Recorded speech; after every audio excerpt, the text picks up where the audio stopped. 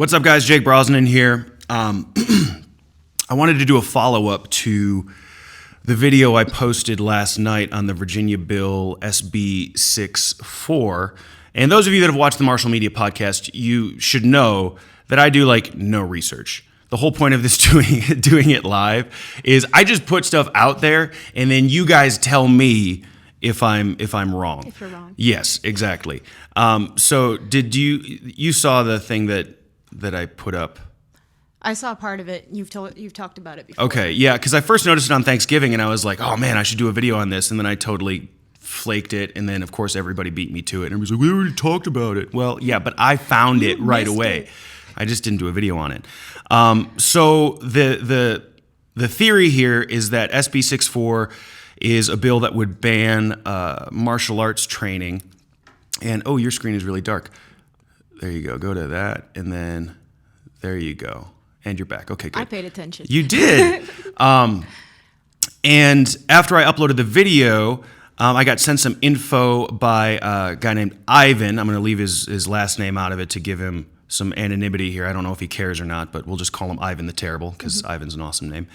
And as far as I can tell, this bill or this proposed bill, as far as that goes, as far as banning martial arts, is debunked. It seems to be.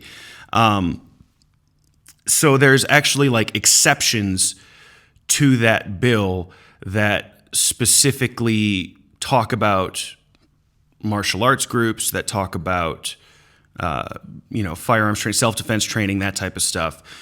So I wanted to pull that up real quick just so everybody can see, because I know a lot of people were worried about this. I'd had people messaging me going, yeah, we got people that own schools in Virginia that are really worried about this. So let's pull it up. Can you go to the document cam real quick? Okay, so this is, let's see, so go to the actual thing there.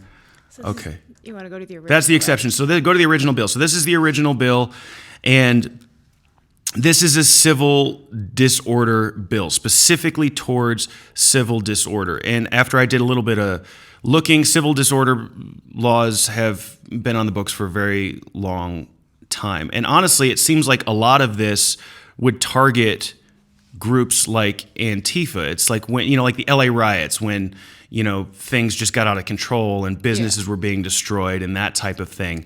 Now, I would think they'd already. So this is an amendment to that bill to the code that already exists.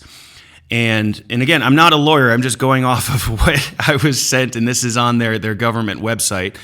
But let's just show the exceptions real quick, just so that people can see. And again, check this out for yourself and let me know your thoughts. No, pull it up so I can see it. There you go. Okay. So this is Code of Virginia 18.2-433.3 exceptions. It says nothing contained in this article shall be, what does that say, construed to apply to, number one, any act of law enforcement or any act of a law enforcement. I'm having a hard time seeing the screen. You read it. All right. Any act of a law enforcement officer performed in the otherwise lawful performance of the officer's official duties. 2. Any activity undertaken without knowledge of or intent to cause or further a civil disorder which is intended to teach or practice self-defense or self-defense techniques such as karate clubs or self-defense clinics and similar lawful activity. Number 3, any facility, program, or lawful activity related to firearms instruction and training intended to teach the safe handling and use of firearms. Or 4, any other lawful sports or activities related to the individual recreational use of or possession of firearms, including but not limited to hunting activities, target shooting, self-defense, and firearms collection.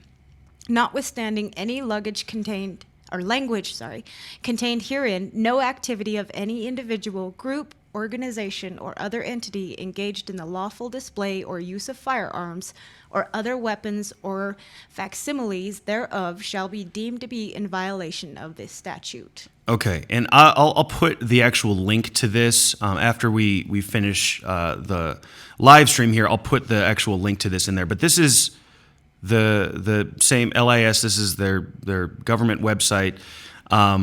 So it looks like that's pretty clear, and nothing in the bill that was amending the code specifically said that this was no longer in effect, and it seemed like it was geared towards civil disorder. Now, the thing that I'm curious about is because if this is geared towards civil disorder, is this going to be used to target Antifa groups?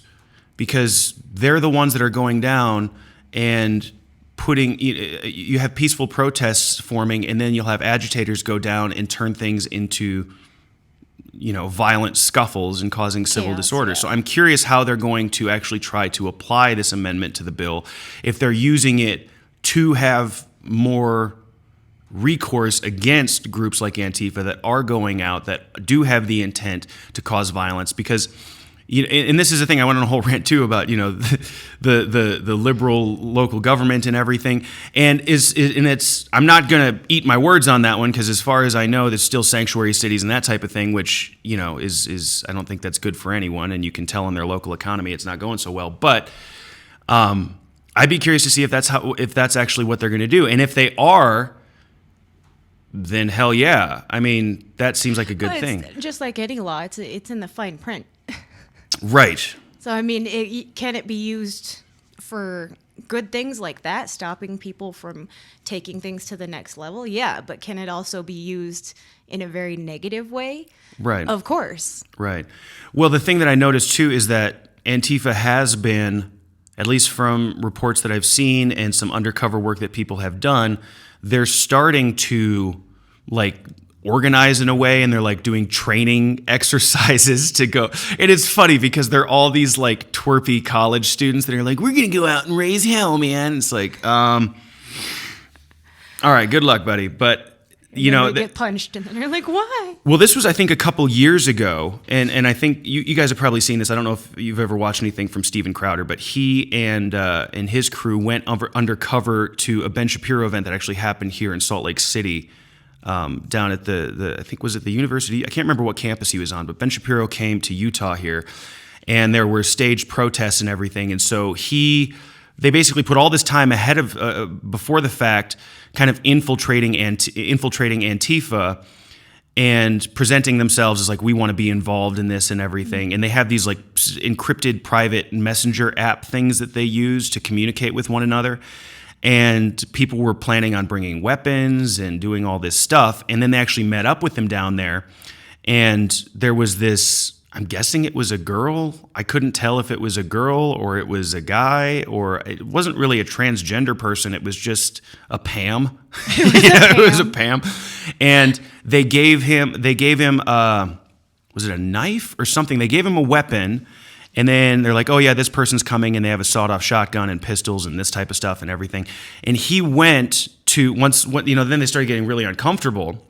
So they went and told local law enforcement. They're like, this is, what's going on. I guess there were arrests made, but the news wouldn't cover it. All the news media that was there to cover the event was there hoping that something would happen, because that's the story. And they go up going, look, we have all this stuff. We'll give it all to you for this breaking story. And they did nothing with it. Yeah. They just didn't no thanks. They just walked away. This was a breaking story.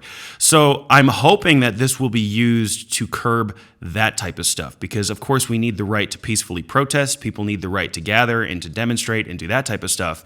But even the government and the feds and stuff have a long history of placing people in these groups to start chucking bottles and chucking bricks and things like that. Used to be where they'd wear balaclavas, they'd cover their face, but now you'll get them undercover, purple-haired people showing up in the crowd. Yeah. So who knows? But at the very least, for our friends in Virginia that run martial arts club, I think that this is pretty clear that you're pretty good. All right. Unless you pissed off the government. Right. Unless and then they're going to send someone in. Yeah. So I just wanted to give an update to that, because I hate putting out, information that's not true. But again, I did no research. So, and I'm glad I did, because if I hadn't, I never would have found this out. Because again, I'm not going to look. I don't care. I don't live in Virginia. I care for the sake of the people that are out there. So let me know your thoughts. And if it turns out that we're wrong again, which would be hilarious, let us know I didn't look this up. You're on the hook now. You're sitting there. You're part of this. Let us know in the comments, and we'll continue to do updates on this. But I honestly think that, yeah, it was blown out of proportion. Sorry, Alex Jones. You got it wrong. Gosh, it's a sad day. Not saying that, I mean, he's gotten plenty of stuff wrong, but it's just the way he says it. He sounds so sure of himself. We're going to take they're going to get all the martial arts clubs and everything. You're like, damn, that's convincing. I don't have that same treble in my voice. You don't know how to rabble. No, I don't. So let's cue up the outro. Also, for people that are members of the Marshall Media Network private group, we're doing the podcast a little bit differently now. So now the podcast is actually going to go live in the private members group. So only private members or members of the private group will get to catch the live show when we have people on, interact, and then the public airing of the show will be on Mondays. So we're going to do like a consistent release on Mondays of the podcast so that you know what time it's going to be, you know when it's going to be. That's one thing we just haven't been consistent on. So now we're going to do the live streams in the private group, and then it'll be released to the rest of you that don't care enough about us to join the members group. Then you can get it on Monday. All right. Have a good one. Let me know your thoughts.